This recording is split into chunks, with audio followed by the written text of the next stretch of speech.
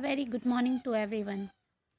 आज हम BA second year का फर्दर एक्सटेंशन करेंगे और अभी हम बाबर पढ़ चुके हैं। उसके बाद हमारा सेकंड टॉपिक है हुमायूं। क्या है? हुमायूं। ठीक है। हुमायूं कौन थे? सन ऑफ बाबर थे।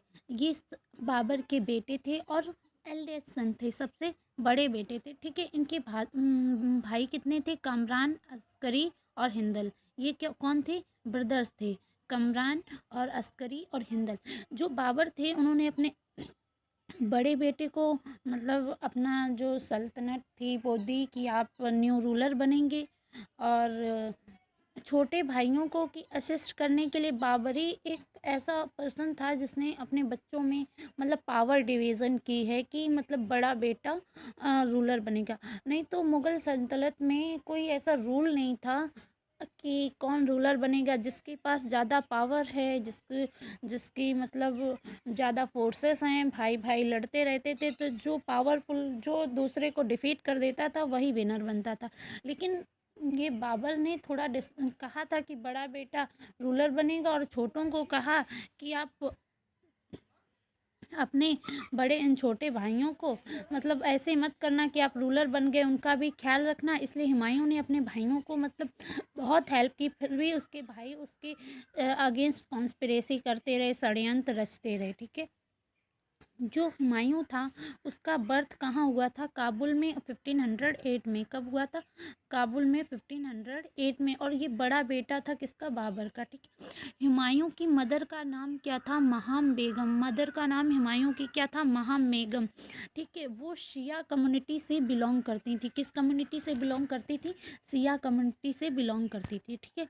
अब जो बैटल्स हुमायूं के द्वारा लड़ी गई, बैटल्स ऑफ चौसा, जो चौसा की लड़ाई है 26 जून 1539 में लड़ी गई।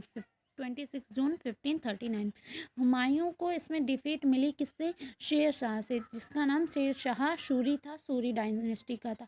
उसने किसको? हुमायूं को हरा दिया। कहाँ? बैटल ऑफ चौसा में 26 जून 1538। ठीक है। अब फिर हो गया battle of Kannauj. Battle of Kannauj और बिलाग्राम 17 मई 1540, एक साल बाद फिर से हुई। ठीक है बेटा। उसमें भी Humayun was defeated by Sher Shah, और हुमायूं यहाँ से चला गया था। ठीक है। किसमें? बैटल ऑफ कन्नौज 17 मई 1540। ठीक है। 17 मई। ठीक। फिर उसके बाद होती है battle of Sirhind. Battle of Sirhind कब हुई? 22 जून 1555। इसमें क्या हुमायूं कम बैक करता है। देखो 1540 में गया, 15 ईयर बाद वो कम बैक करता है। फिर हुमायूं ऑक्युपाइड दिल्ली, और हुमायूं, और तब तक शेर शाह सूरी नहीं रहता है, शेर शाह सूरी का बेटा रहता है। तो उसको हुमायूं हरा के फिर दिल्ली कैप्चर करता है और दिल्ली का शासक बनता है। ठीक है। 1555, 15 साल हुमायूं की लाइफ में संघर्ष भरा रहा है कि उसने मतलब उस जीती जो उसके फादर की प्रॉपर्टी थी, मतलब फादर ने उसको बाबर ने जीता था इंडिया, और हुमायूं उसके हाथ से चला गया था। ये बहुत बड़ी चीज़ है कि अपनी खोई हुई चीज़ उसने खुद ली। ठीक है। बहुत स्ट्रगल किया उसने, 15 ईयर्स तो वो घूमता रहा। देखिए जब दिल्ली सल्तनत डाउनफॉल हो गई, जो डाउनफॉल हो गई थी दिल्ली सल्तनत, जो खिलजी डायनेस्टीज वगैरह थी, उसके बाद जो पहला शासक था जिसने गोल्ड कॉइन चलाए थे वो कौन था? हुमायूं था। ठीक है।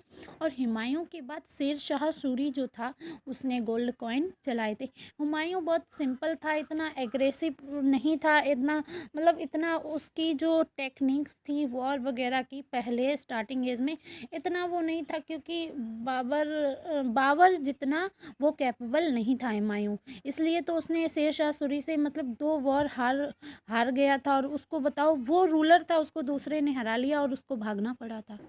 ठीक है।